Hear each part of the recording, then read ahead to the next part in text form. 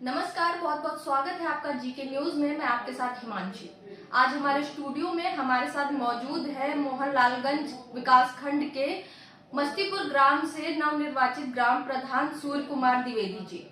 सूर्य कुमार द्विवेदी जी, आपका बहुत बहुत स्वागत है हमारे स्टूडियो में। धन्यवाद। सर, पहले तो आपको बहुत बहुत बधाई ग्राम प्रधान बनने पर। बहुत बहुत धन्यवाद आपको। सर, आपसे मेरा पहला सवाल ये है कि आपने राजनीति की शुरुआत कब और क्या सोच करके? हमारी राजनीति हमारे पुरखों से आप समझ लीजिए शुरू हुई है। हमारे 17 साल से हमारे परिवार में राजनीति की गई है और हमारे राजनीतिक गुरु श्री नागेश्वर द्विवेदी जी हैं, जिन्होंने अपनी उंगली पकड़ करके हमको राजनीति सिखाया, समाज सेवा करवाई। उन्हीं के रास्ते पे चलते हुए हम आज इस मुकाम पे पहुंचे हैं। सबसे पहले तो मैं अपने ग्राम सभा सभी वासियों को बहुत बहुत धन्यवाद देना चाहता हूं, जो कि आज हमें इस पद पर पहुंचाया है। और उसके बाद हमने ग्राम प्रधानी का चुनाव लड़ा और विजय हासिल की। और हमारी राजनीतिक 17 साल से पारिवारिक राजनीतिक प्रक्रिया चली आ रही है। तो अभी तक आरक्षण के हिसाब से 80 सीट हुआ करती थी। इस बार जो हमारे ग्राम पंचायत सामान्य की सीट आई, तो हमने पहली बार मौका जनता ने दिया और चुनाव जीत करके आ गए। सर, पहला सवाल मेरा एक सवाल ये है कि आपने पहली बार चुनाव लड़ा और आप काफी अच्छे वोटों से जीते, तो जनता ने ऐसा आप में क्या देखा कि आपको पहली बार में इतने सारे वोटों से विजयी बनाया? इसके बारे में आप क्या कहना चाहते हैं? जनता देखिए, हम 4-5 साल से कंटिन्यू जनता की सेवा करते आ रहे थे और उन्हें ये लगा कि एक पढ़ा लिखा व्यक्ति, अच्छा व्यक्ति जो हमारे काम आएगा, हमारी सब जो गांव की कुव्यवस्थाएं थी वो सुदृढ़ ढंग से कराएंगे। इसीलिए जनता हमको मौका दिया और निर्वाचित हुए। अगला सवाल हमारा ये है कि मस्तीपुर के विकास के लिए आपने क्या क्या योजनाएं बनाई हुई हैं? मस्तीपुर विकास के लिए हमने तो अभी ये सोच रखा है कि जैसे पानी की टंकी नहीं है हमारे यहाँ, स्वजल व्यवस्था, सबको पानी की व्यवस्था कराएं स्वच्छ और साफ। और दूसरी चीज है कि खड़ंजे हैं, नाली हैं, स्वच्छता है, उसका मतलब साफ सफाई और नालियों का निर्माण, विधवा पेंशन हुई, वृद्धा पेंशन हुई, जो वंचित लोग हैं। और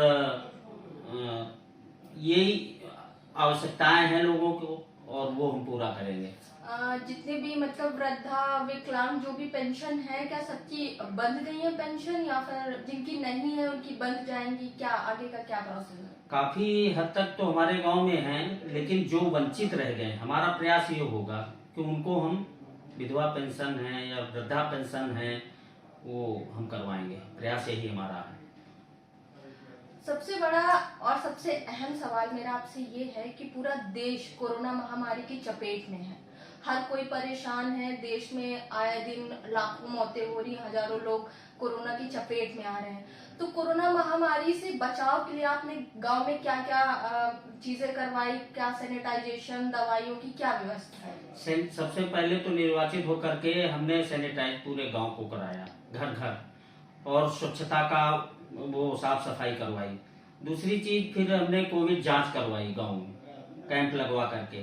तीसरी चीज फिर हमने वैक्सीन लगवाना उत्साहित किया लोगों को। अभी तो किसी कारणवश हमें 28 और 29 को पिछली तारीख कैंप लगना था, तो वैक्सीन शायद नहीं उपलब्ध हो पाई और तो कैंप नहीं लग पाया। उसके बाद निगरानी समिति है, आशा बहू हैं और हम खुद हमारे पंचायत सदस्य हैं, मिल करके गांव में एक ये कर रहे हैं कि कोरोना का टीकाकरण जरूर करवाएं। ये हमारी प्राथमिकता है। चलिए सर, ये बहुत अच्छी पहल है आपको कि लोगों के बीच में लोगों को आप जागरूक कर रहे हैं टीकाकरण के लिए, जो कि बहुत ही जरूरी है। सर, अभी जैसे कि गांव में बहुत ज्यादा अफवाह फैली थी कि टीका लगवाने से तुरंत लोगों की मौत हो जाती है, तो इस पे आपने लोगों को कैसे जागरूक किया? जागरूक सबसे पहले तो मैंने अपना टीकाकरण कराया, अपने परिवार को कराया कि इससे गांव के लोग सुन सके, जान सके कि प्रधान जी ने लगवाया, इनके परिवार को लगा। लोग थोड़ा दहशत में तो जरूर हैं कि टीका लगने से बुखार आ जाता है और हम नहीं लगवाएंगे।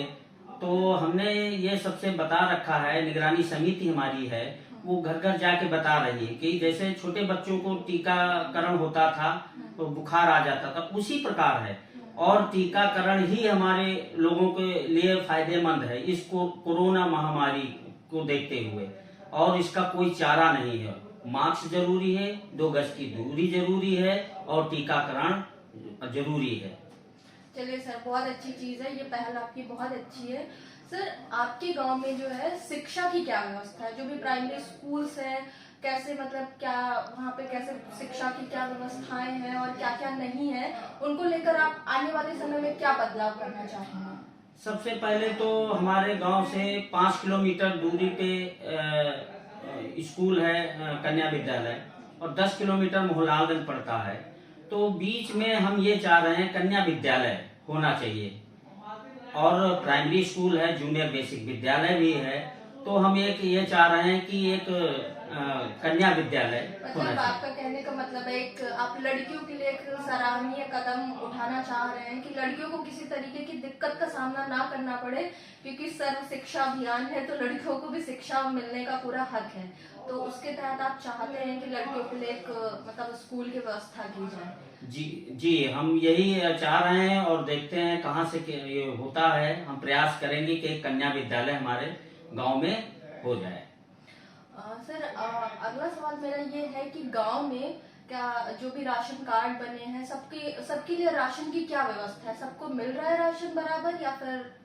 राशन हमारे यहाँ अंत्योदय कार्ड भी हैं और ये सफेद कार्ड भी हैं। इनमें फ्री राशन जो इसमें सरकार द्वारा मुहैया कराया जा रहा है वो सबको बराबर मिल रहा है। और ये भी हम देख रहे हैं अगर कोई वंचित है तो हम अपने उसको जा करके कोटेदार से मिल करके कहते हैं कि भैया अगर कोई दिक्कत है, कार्ड कहीं से कट गया है, मिस हो गया है, तो उसको राशन दें, और राशन मिलता है बराबर। राशन में कोई हमारे यहाँ गड़बड़ी नहीं है, सबको राशन मिल रहा है। सर, जैसे कि ग्राम सभा में लोगों की आम जन समस्याएं जो हैं, अगर उनको आपके पास कुछ उनको दिक्कत हो रही है तो जन समस्याएं सुनने के लिए क्या तरीका, वो डायरेक्ट आपके पास आके अपनी प्रॉब्लम्स बता सकते हैं, या फिर आपने कोई एक कुछ बना रखा है कि वहाँ पे सुबह लोग आए अपनी दिक्कतों को बताएं और आप उनका निवारण करें? ऐसे इसका क्या मतलब प्रोसेस है? देखिए, पंचायत भवन में हम बैठते हैं 1 घंटा रोज, और उसके बाद अगर कोई समस्या गांव वालों के साथ हुई या आए हमारे पास कोई दिक्कत है तो हम अपने ग्राम पंचायत सचिव से बात करते हैं। अगर उनसे नहीं हो पा रहा है तो हम ब्लॉक जा करके एडीओ पंचायत से, माननीय ब्लॉक बीडीओ साहब से जा करके संपर्क कर लेते हैं और समस्या का निदान कराते हैं। अच्छा, तो मतलब आप लोगों की समस्या सुनते हैं पर, और एक अच्छे ग्राम प्रधान का दायित्व भी यही है कि लोगों की आम जन की समस्याएं सुने और उनका निवारण करें, क्योंकि जनता बहुत कुछ सोच समझ के ग्राम प्रधान को चुनती है। सूर्य कुमार द्विवेदी जी, बहुत बहुत शुक्रिया आपका हमारे स्टूडियो में आने के लिए। बहुत अच्छा लगा आपसे बात करने के लिए। धन्यवाद, नमस्कार।